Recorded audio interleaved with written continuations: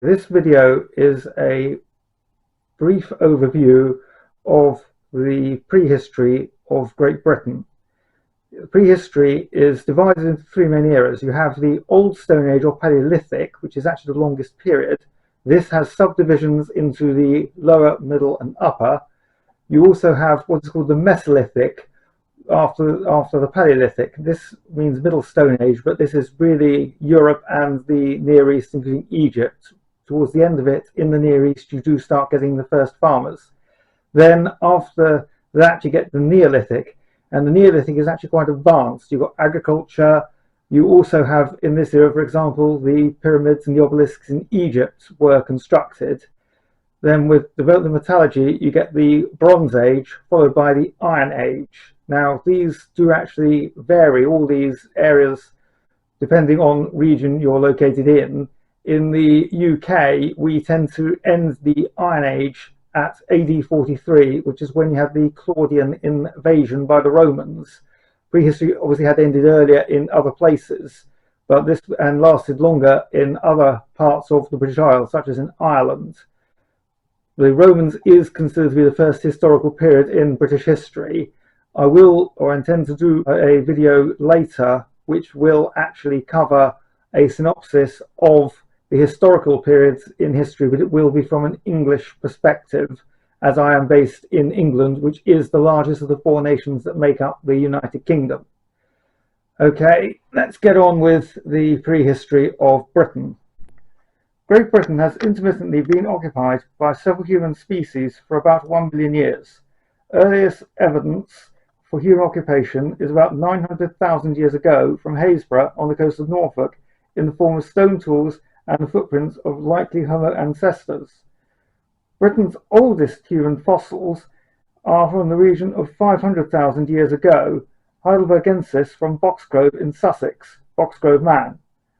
Until approximately 425,000 years ago, Britain was part of mainland Europe. Then the Anglo-Glacian megaflood broke through, separating what is now northern France and southeast England. Britain became an island as sea levels rose during the Hoxian interglacial which followed. Within 20,000 years, by about 40,000 years ago, Neanderthals were extinct, but modern humans had now reached the island. As the climate swung back and forth between low temperatures with a tundra habitat and severe ice age making Britain uninhabitable for long periods, occupation was relatively brief and intermittent. Known as the Younger Dryas, the last of these came in the end about 11,700 years ago. Ever since, there has been a continuous human occupation. It was once thought a land bridge had connected Great Britain with Ireland. This is no longer the view of academics, owing to conclusive marine geological evidence gathered in 2006.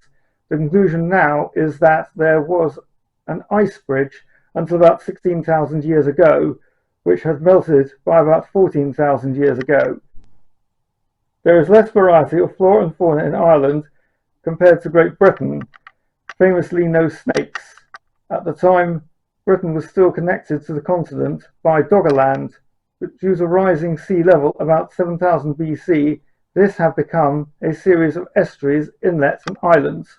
By 6200 BC, it is believed to have been consumed completely by the waters of the North Sea.